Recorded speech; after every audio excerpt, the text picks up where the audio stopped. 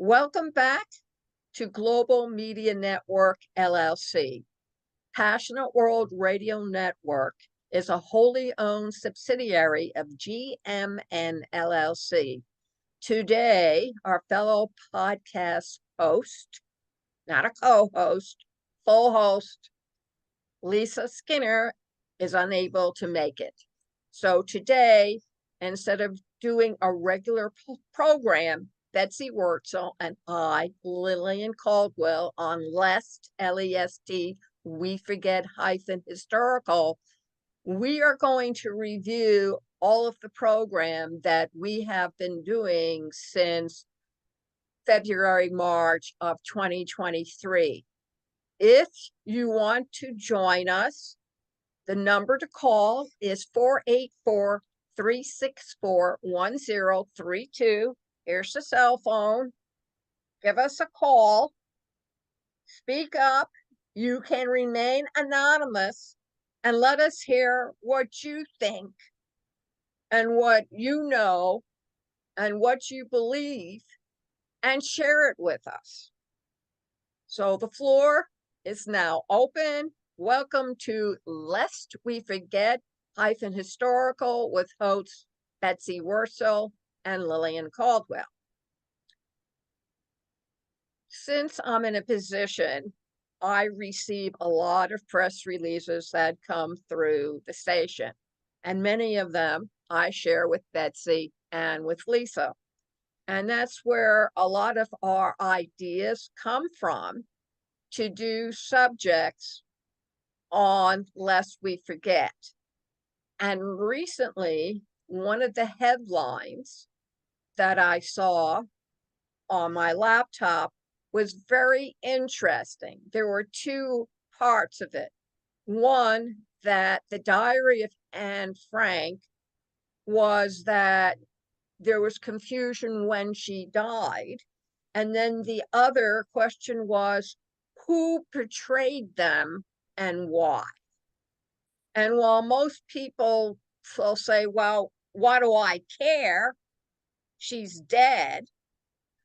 The problem is that she and her family and two other families lived in a wall that was converted into a room behind a bookcase by another family who was trying to save them from deportation to the Nazi camps. And people say, well, so what? Well, the question I would like to ask you is, do you have any friends like that who would put you in a secret room, provide you with food and clothing, and give you the protection one requires should something like that ever happen in the United States? Or one of the other topics we discussed about the annihilation of the indigenous people. Would you like it if you were Italian or Irish or Scottish or Polish or Norwegian, and all of a sudden the president of the United States said to you, you're less than the rest of the population? It happened to the Japanese who lived here, even from the Japanese families who lived here for several decades and generations. They were forced into a concentration camp up west, and they just built barracks for them, and they didn't have proper sanitation. And the only way the boys could escape was if they joined the military and signed a loyalty oath. Here in the United States, people think it won't happen to me. And I'm here to tell you that it can and will happen to you. Now, we all know that this year is an election year, and we also know that next year it will be the presidential election year. So what you need to think about are the topics that Betsy, Lisa, and I have presented since last February, March, and decide what are the chances that it could happen here in the United States. Betsy, what do you think? Hi, Lillian. Hi, everybody. Thanks for joining us. You know what, folks? I have to say this. I learned so much from being a host on the show that it's so enriching for me of how much that I learned from listening to Lisa and Lillian and looking up information on my own with Anne Frank. And I can't believe it's like it'll be a year soon, Lillian, that we're doing this show. This year went by so fast. With Anne Frank, and I read her book many, many, many years ago and saw the movie. But what I think happened at that time is that someone did turn them in because they probably got money for it. And if you protected Jews at that time, you were killed. Even if you weren't Jewish, if you were a non-Jew, a Gentile, you were killed along with the Jews, or maybe they sent you to a concentration camp. I read a couple of books for my Chatting with Betsy and interviewed a couple of people about the Holocaust. One was a nonfiction story, the other one was part nonfiction and part fiction of people being slaughtered. Now, I don't mean to be morbid, but can you picture living in your town and you hear the marching of the boots and people knocking on your door saying, get out, and then being rounded up, shot, put in a shallow grave? And how would you feel watching that? The people that took Jews in are known as the righteous Gentiles in Israel, like Oskar Schindler, who saved like over 1,000 Jews by working in his factory. It meant certain death. People turned each other in. There was, you went to school, before Hitler came on the scene, and then the people that you went to school with, your kids, your classmates, no longer will talk to you. You were no longer allowed to go to school. You weren't allowed to go to the theater, the park, shop. You had to go to the stores at a certain time, and then there wasn't any food left. This can happen, I believe, in the United States, Lillian. Excuse me. I was really mind blown up when it came to the Native Americans, because when I was growing up, we weren't taught about Native American history other than that they would, scalp people and kill the white man. Wasn't told how aggressive and about a manifest destiny and what we did to the Native Americans. Folks, these children, Native American children, were ripped away from their families. Now, my mom lived in New York City, in the Bronx. She shared a room with her brother. Her grandmother lived with her. Maybe her grandfather also before he died. That was the same situation, a reservation. They would have taken my mom away from her parents because it was crowded. It wasn't a big apartment that I remember, but you had 8 people, excuse me, living there. The injustice that is done. My mom always said that we have Israel to go to if they should turn on the Jews here in America. And I even read in my local paper, a lot of Jewish people are going to Israel. They're moving out of the States. They're afraid that anti-Semitism is that they're going to get discriminated against even more. And excuse me, I'm sorry with my coughing. What was the last one? Lillian, my mind went blank. That show we were discussing. Oh, and Anne Frank, the And Native Frank American. and the Native American.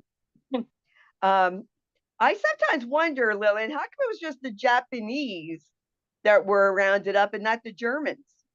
I don't know. I think because the prejudice against Asians were more than the prejudice against Germany.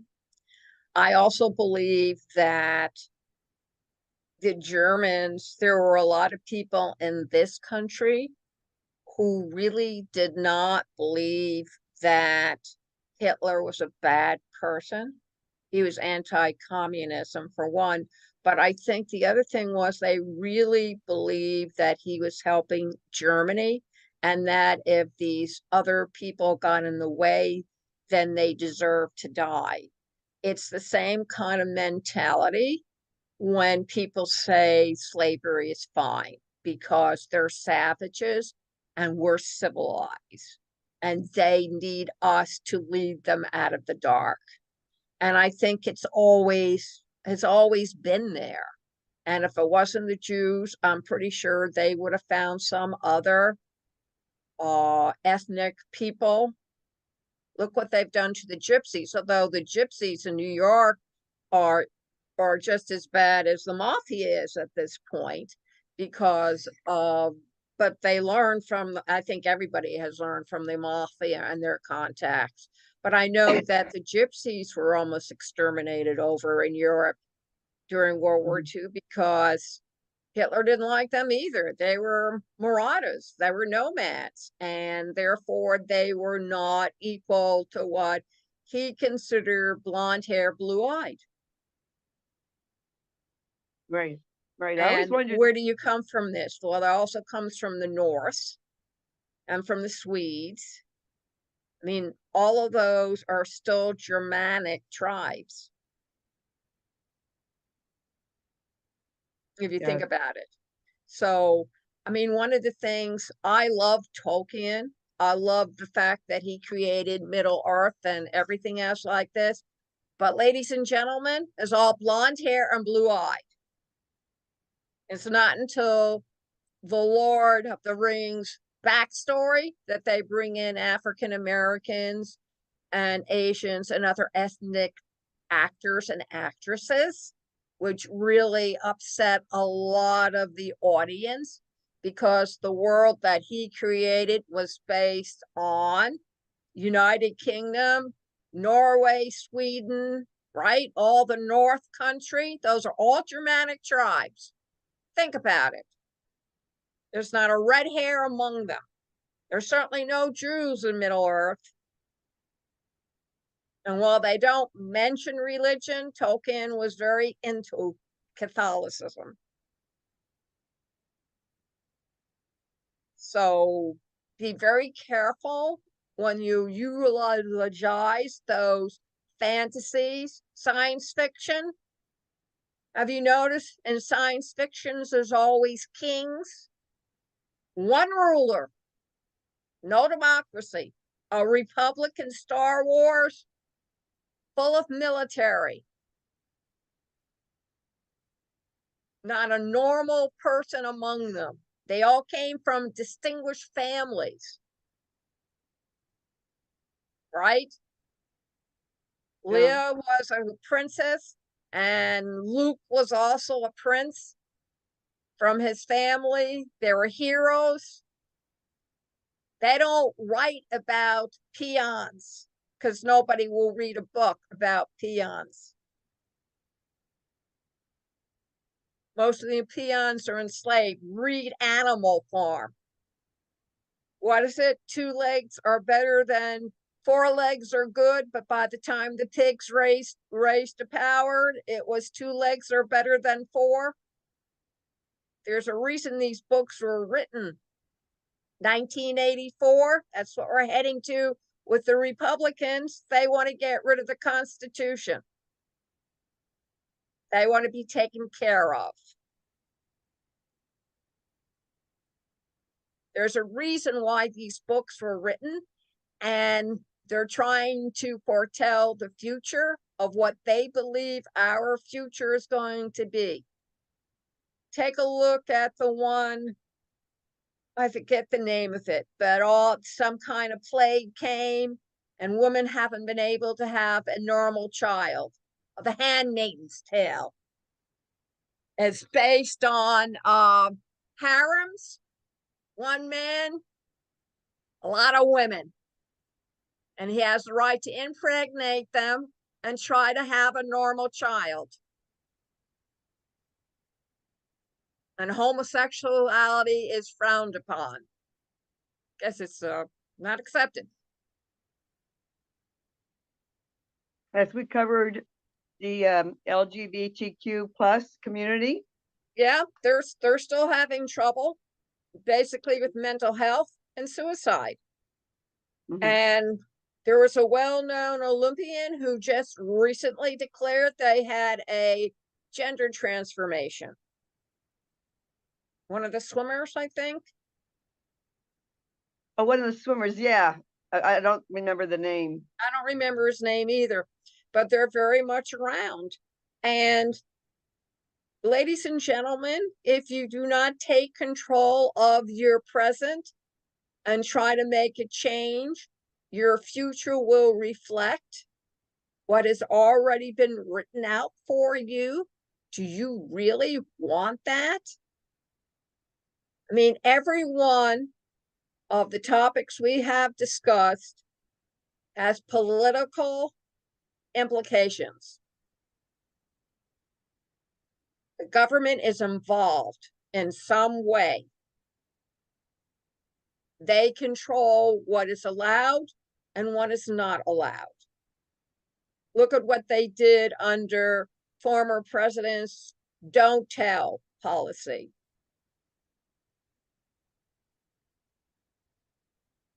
Look what they did with Manifest Destiny and the indigenous people and slavery.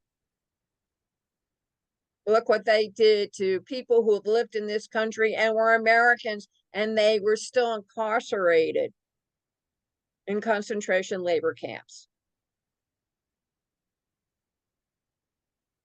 Now, I know that most of the material that Lisa, Betsy, and I present is very uncomfortable for you. You do not want to hear it and probably do not want to even acknowledge it. But the world is a team sport. One person can make a difference, but a herd mentality can destroy it.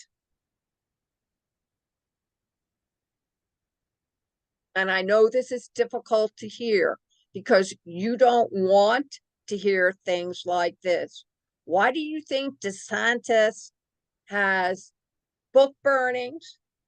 Why do you think history of slavery is being rewritten or forbidden to be taught?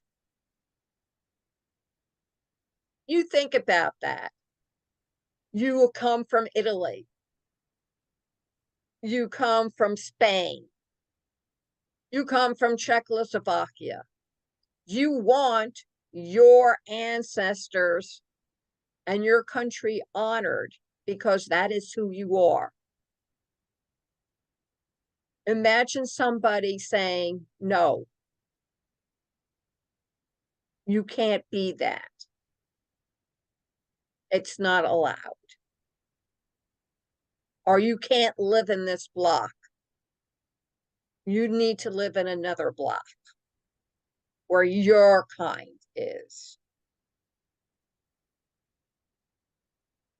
Have you ever wondered about the sections of New York City? Why each one of the nationalities live in their own neighborhoods?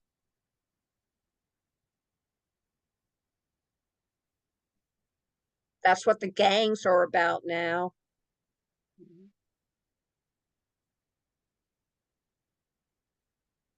Got anything to say, Betsy? Yes. It is very interesting with New York City. I mean, I don't know about now, but when my mom was growing up and she grew up in Harlem in the Bronx, she didn't see anti-Semitism because she lived in a Jewish neighborhood. It's predominantly Jewish. There was very little interracial. And back then, my mom was born 1930, so she, just hung out with Jewish peers because that's what you were supposed to do back then. You didn't really intermingle with Gentiles. You might have had a friend or two, but you really were told to stick to your own kind. It wasn't until she married my father and moved to New Jersey that she faced anti-Semitism. And I think she was shocked. Couldn't live here. You couldn't live there. A neighbor said to my mom, Harriet, if Tommy comes and looks at you, it's because he was taught that Jews have horns coming out of their head. My neighborhood in Carteret was predominantly Catholic, mixed Italian, Polish. Carteret, the town I grew up with, had a lot of Slavic, Hungarian, and it was kind of like a mix of European, but there wasn't a lot of Jews at the time. And my next door neighbor was very anti-Semitic. They were Polish, and I'm nothing against Polish people. My father's parents are from Poland, but they'd call us names, and I was called names in school, and it always shocked me, Lillian, when I heard about the Ku Klux Klan didn't consider Jews white, like we're another race and subhuman. And I don't get it, folks. I really don't understand the hate. I believe that we should love each other. And okay, we have our differences, then let's discuss them. Let's see how we could get along. And I will never understand this. Excuse me. People who supposedly call themselves Christian, do they not know that Jesus was Jewish? His mother was Jewish. So then how can you turn around and hate Jews? He The was Bible was circumcised. Jews. Jesus was circumcised. He was a good Jewish Yes. boy. He was circumcised when he was a baby. Yes. So I don't really get the mentality. I lived down south for 3 years, and it was like a step back in time. And I was in Yes, the they're still 70s. fighting the Civil War down there. you know, um, Being called Yankee, but I found it very interesting, Lillian, that as soon as someone found out that I'm Jewish, a turnaround. You could Oh, see absolutely. the turnaround. Why? I'm the same person that you liked and talked to, but now that you know that I'm Jewish, you don't like me. I was ashamed at one point to be Jewish because I didn't want to get made fun of, discriminated against. And why should anyone be ashamed of who they are? Nobody should be ashamed of who they are or what they are. And my parents' house was vandalized by children who played in our backyard. Thankfully, it was shaving cream. But you know what? I felt violated. I felt violated and I felt scared that if they could do that with shaving cream, what else are they capable of doing? Because we're Jewish. And I that's what happened, World War II. These people were friends with the Jews. The Jews had the businesses. They helped Poland. The Polish queen wanted them coming in. They helped Poland. Every area they helped their country in.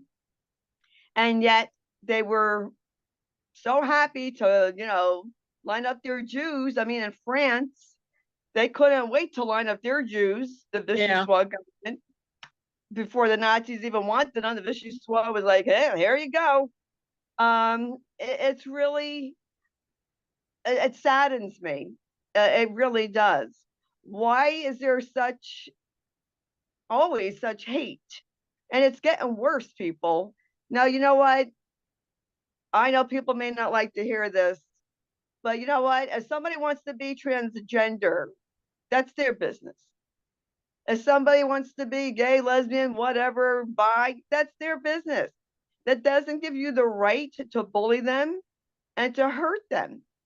We have no right to do that. I believe in, live and let live. You don't have to agree with someone's lifestyle. You don't have to like someone's religion, but let's live in peace. And that's, I know, very 60s and 70s of me, but that's just how I feel. I was just listening to the song today, made me feel old. What is it? The song, Let's Love One Another Right Now. I forgot who sang it, but I'm thinking Donovan, but I'm not sure. But you know what? We need to get along, uh, and recognize the differences, and let's work together. I have to say this, Lillian. Josh and I went to see Golda last week, and I thought it was a really good film. I didn't know much about Golda Meir, but for a woman at that time, she was ahead of her time, Yeah, very much so. absolutely. That was yes, absolutely. She was one tough cookie. It She had to really be. was. I highly recommend seeing that film with the open mind. She was suffering from cancer and fighting. I mean, the fight during the 1973 war and the politics, but really, because I didn't know back then, the politics that she had to play with America because they didn't want to get Russia involved. That's it. And very big, but it was Russia that's supplying the Arabs with their weapons. Yep. It was very interesting, folks. I highly recommend seeing it if it's in your area. No, I don't get any kickbacks for recommending a film. It's just something I saw with my son that I thought was very interesting. And I wanted Josh to get educated because he is Jewish, because I'm Jewish. Exactly. Exactly. So, ladies and gentlemen, we thank you very much for joining us today. And next Friday, if you don't see us in person, it's because after driving 6 hours in one day and taking my grandson to school at 8 o'clock in the morning on that Friday, I'm not fit to be seen. But we will replay previous podcasts, so we'll are alive, and we will show up. Let's see, that the 8th is on next Friday. 7 days will be the 15th, I believe, and everybody, Lisa, Betsy, and I will be back on the 15th. So everybody have a very safe and enjoyable Labor Day, and don't be like me and work on it. The idea is you're not supposed to work, but I'm not going to get into a car and drive because everybody else is doing that. So what can I say? You can reach me at pwrnetworkllc@gmail.com. Don't forget to give us a call and let us know how you feel about the program, what topics you would like to hear, and anything else that's on your mind. 484-364-1032. And if you do call in, we will give you 1 minute of time on the station to let everybody know whatever you want them to know. So give us that call. Betsy, where can they reach you? Oh, Lillian, before I get my email, I have two public service announcements, if you don't Please mind. do. It is September, folks. Hard to believe. September is World Alzheimer's Awareness Month. September 21st is World Alzheimer's Awareness Day. Now, those of us who have lived with it, like Lily and I, our spouses had Alzheimer's, we won't ever forget it. It's to let you, the public, know. Please educate yourself about this disease. It's the number 6 killer. It's a global epidemic. Nobody is immune. Alzheimer's does not discriminate. Please educate yourself about this disease. And if you have any memory concerns at all, please go to your primary care physician about your concerns. It is also Suicide Prevention Month. And the national hotline is 988 in the US. Please, if you have any mental health crisis, call up 988 if you are in the US and seek your primary care physician for mental health services in your area. We all struggle at some point. There's no shame in asking for help. That's a strength. So please, if you're struggling, and most of us are struggling with one thing or another, it's okay. Ask for help. There is help out there available. Thank you. My email is Sloan, SLOAN, Betsy, BETSY, 31@gmail.com. Drop me a line. One more announcement, please go visit our Facebook page, facebook.com/groups/lest we forget -historical. Let us know, folks, and have a safe, wonderful weekend.